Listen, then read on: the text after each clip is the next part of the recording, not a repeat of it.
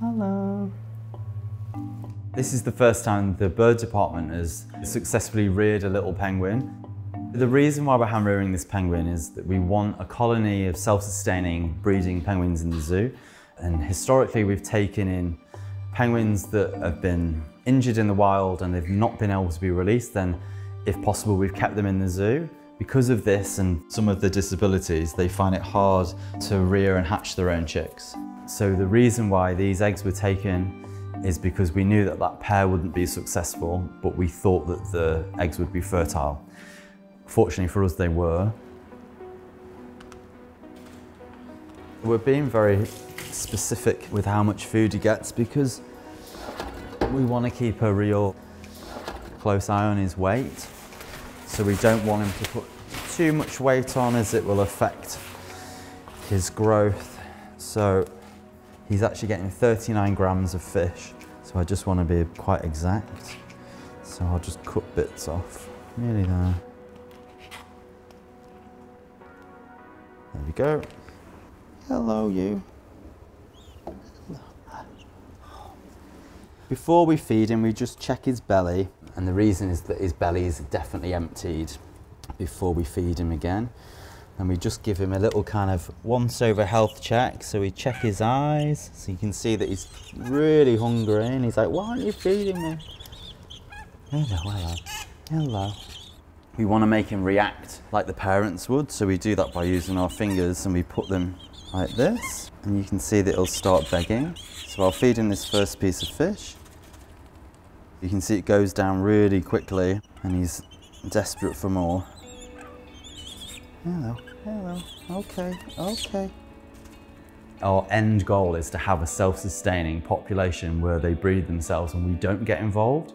So that's the aim, but to do that we have to do the hand rearing first and we have to get these penguins up to a point where they can breed themselves and the colony is self-sustaining. So our job is to step in and help with that, and to do that we will hand rear their offspring for them, and then we will have that colony bigger, better and more successful in the future.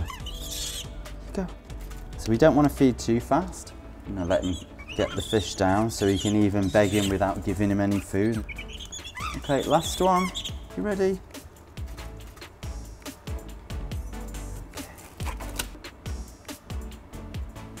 Do you want your house?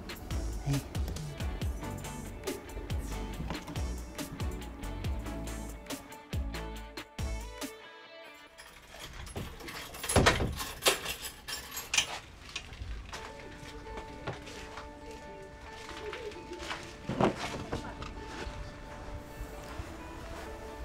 So we've got a little penguin chick who's 36 days old, just getting introduced to the coast aviary for the first time.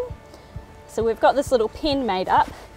Okay, buddy. So he hasn't been outside before, but we would like him to get used to the colony and the environment he'll be living in.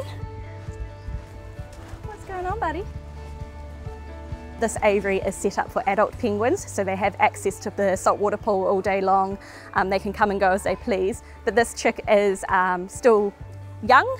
They have their downy chick feathers designed to keep them warm but aren't waterproof. And so over the next coming weeks, the adult feathers will be growing through and the chick will become waterproof, and then we can start introducing them to pools and learning to swim. They've been out and about exploring. We've also given them a burrow to feel safe and comfortable in, because this is a big change from their usual environment. We haven't had the adults come over yet to interact. So far I don't think they've realised that we've put him out here in his little creche area, but I do hear some calls coming from the garden, and that's pretty promising because the chick will start hearing real penguin vocalisations for the first time. Every day for the next month or so we'll be bringing the chick down to spend some time in its pen, so probably just starting at 45 minutes a day and slowly increasing the amount of time that they spend in the aviary, and eventually they will be integrated into the colony and making a colony of 8 little penguins.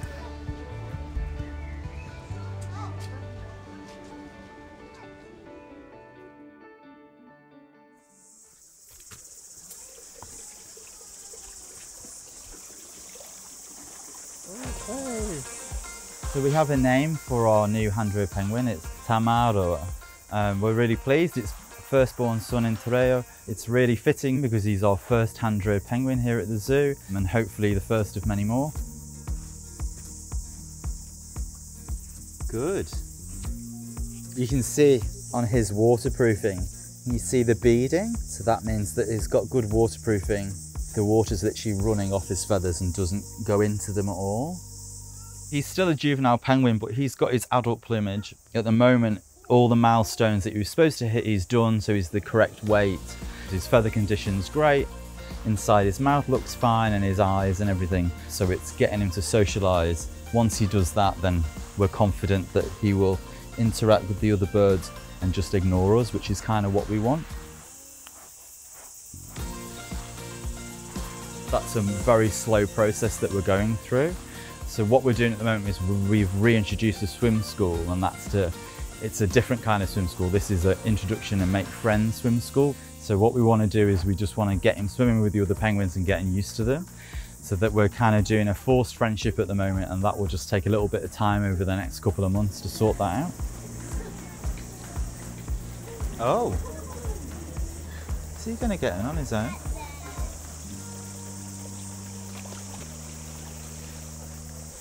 In the wild, the parents stay with the chick for 2 months, and then they kind of abandon that nest and go to sea, and the chicks get very hungry, and then they leave the nest. So the parents don't hold a long-term bond with the chicks. That's an expected, natural thing. It's the same principle here in our habitat. He doesn't necessarily recognise his parents, but he'll want to make a bond with the colony as a whole. And he's not quite going near the others, but they're checking him out. So hopefully this is kind of the start of the bonding process. It is a big deal, yeah. He's just totally done it on his own.